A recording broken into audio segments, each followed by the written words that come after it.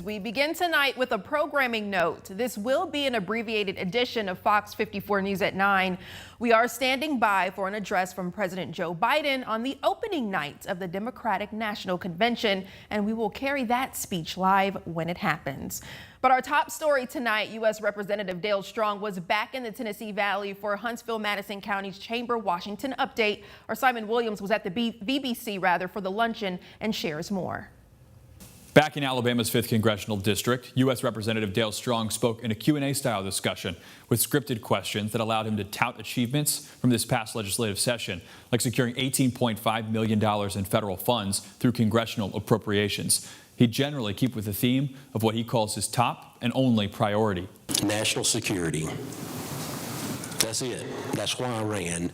Strong returned to the topic of national security often, from explaining bills he's pushed, like his Resolution 8590 to establish training to counter unmanned aircraft systems, to his own criticisms of the Biden administration's U.S.-Mexico border policy. 54 executive orders were canceled by this administration that created our problem at the southern border. We're watching as China and Mexico are teaming together to eliminate a generation of Americans. According to data released by U.S. Customs and Border Patrol on August 16th, nationwide border encounters have fallen on average month by month. July of this year alone saw the fewest encounters in 2.5 years, but it's not good enough for Strong. Doesn't matter what state you go to, it's the number one issue. You've got north of 10 million, somewhere around 15 million that have illegally come into this country. I think it's the number one issue, and so do many of the people.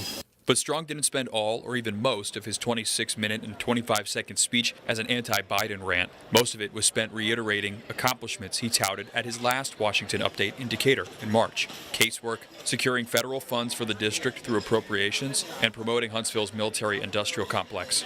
Our community plays a huge role in national security, and what we've done here today is just reaffirm Washington, D.C. understands what we do. The Redstone Arsenal, there's room to grow, room to expand. You look at Marshall Space Flight Center and what they're doing for propulsion, I think we're right where we need to be. Strong will be back in D.C. in the next few weeks, as the House is in session on Tuesday, September 9th.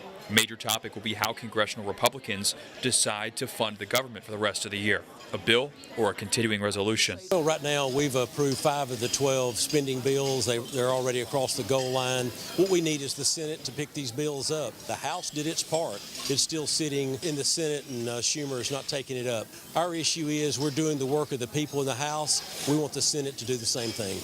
Strong says Republicans retaining and expanding their majority in the U.S. House of Representatives will be the best path for him to secure desired appointments to House Intelligence and Appropriations committees. But he says he's confident his working relationships with Democrats will get him seats on those valuable committees.